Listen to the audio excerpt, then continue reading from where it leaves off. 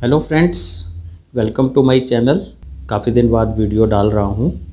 Actually मेरे पास कई queries आ रही हैं regarding this outbreak of Covid. Recent जो थर्ड वेव चल रही है अभी, लोग ये पूछना चाह रहे हैं कि हमने दोनों डोज वैक्सीन की भी ले ली और हमारे यहाँ जो है 150 करोड़ से ज़्यादा वैक्सीन डोजेज लग चुकी हैं and as per government claim 60% से ज़्यादा पॉपुलेशन को वैक्सीन लग चुकी है। तो फिर ये थर्ड डोज, जबकि कहा जा रहा था कि 2 डोज जिसको लग चुकी हैं उसको जो है कोरोना नहीं हो सकता, और अब बूस्टर डोज लगवाई जाए या नहीं लगवाई जाए, ये काफ़ी सारी क्वेरीज मेरे पास आ रही हैं। काफ़ी लोग मुझे पूछ रहे हैं। तो मैं यहाँ पे एक चीज़ बहुत ही क्लियर कर देना चाहता हूँ कि कोई भी वैक्सीन, सिर्फ कोविड ही नहीं, कोई भी वैक्सीन किसी भी कम्युनिकेबल डिजीज़ के बारे में जो भी उसकी वैक्सीन है वो आपको इन्फेक्शन से नहीं बचाती। Number 1, there is difference between infection and disease. तो वो आपको डिजीज़ की सिवियरिटी और डिजीज़ से बचाती है, इन्फेक्शन से नहीं बचाती। इन्फेक्शन का मतलब होता है कि जो ऑर्गेनिज्म है, जो वायरस है या बैक्टीरिया है,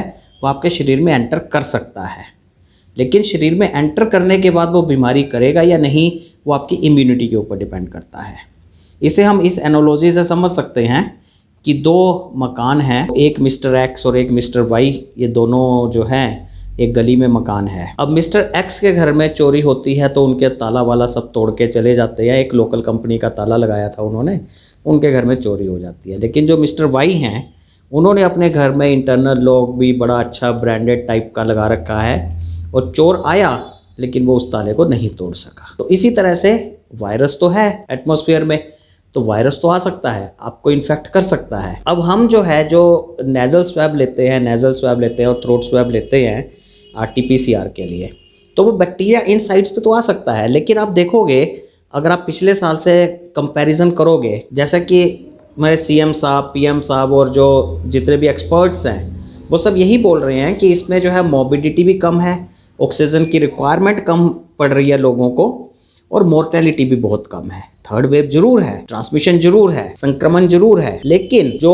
पिछले साल जो हाहाकार था मई जून जुलाई, वो इस टाइम नहीं है थर्ड वेव में। सेकेंड वेव में डेथ रेट बहुत ज़्यादा था, ऑक्सीजन की रिक्वायरमेंट लोगों को बहुत ज़्यादा हुई, HRCT का स्कोर जो था वो 15 से ऊपर लोगों का आ रहा था। तो वैसी सिचुएशन अभी नहीं है। वो इसी कारण से, क्योंकि most of the population is vaccinated now, और अभी जो है बच्चों की भी वैक्सीनेशन शुरू कर दी है। 16 से 18 साल तक तो चली रही है, और अभी चल रही है डिस्कशन कि 15 साल से 16 साल के बीच में भी जल्द शुरू करने का गवर्नमेंट का इरादा है। तो वो सब गवर्नमेंट अपने आप देखेगी जो भी स्टेप्स लेने हैं। लेकिन हमें कोविड अप्रोप्रिएट बिहेवियर क्यों रखना है, वो इसलिए, जब मैंने पिछले वीडियो में भी बताया था कि हमें जितना इसका मल्टीप्लिकेशन साइकिल्स हैं उसको कम रखनी है इस वायरस की, क्योंकि वायरस जितना मल्टीप्लाई करेगा उतना उसमें म्यूटेशन आने के चांसेस होंगे। और ऐसा ना हो, जैसे मैं पहले भी बोल चुका हूँ अपने पिछले वीडियो में, कि कोई ऐसा वेरिएंट आ जाए जो वैक्सीन रेजिस्टेंट हो या जो ड्रग रेजिस्टेंट हो, जो अभी नई ड्रग्स भी आई हैं कुछ, तो उनसे भी रेजिस्टेंस आ जाए।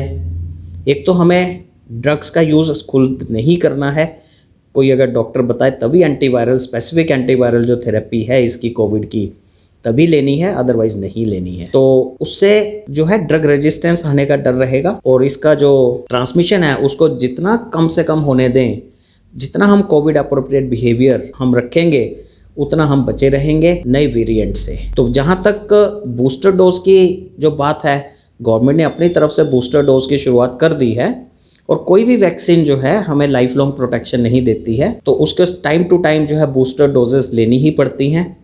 ये तो जितने भी कम्युनिकेबल डिजीज़ के जो वैक्सीनेशंस अवेलेबल हैं उसके बारे में, सबके बारे में ही ट्रू है ये। जैसे कि टेटनस टॉक्सॉइड है, वो हर 5 साल बाद आपको लेना पड़ता है डोज उसकी, और इसी तरह से फ्लू वैक्सीन्स हैं जितनी भी, एनुअली रिवाइज करनी पड़ती हैं। तो इस तरह से ये भी, हालांकि हमारे पास डाटा अभी कम है कोविड के बारे में, अभी वैक्सीन 1 साल हुआ है, तो अभी स्टडीज़ चल रही हैं। लेकिन जहाँ तक मैं समझता हूँ, क्योंकि कम्युनिकेबल डिजीज़ की स्टडी की है मैंने, तो जो टाइटर होता है, एंटीबॉडी टाइटर जो होता है, तो उसको करवा लेना चाहिए मेरे हिसाब से। लैब में लैब टेस्ट अवेलेबल हैं जो आपके कोविड एंटीबॉडीज़ को टेस्ट कर सकते हैं।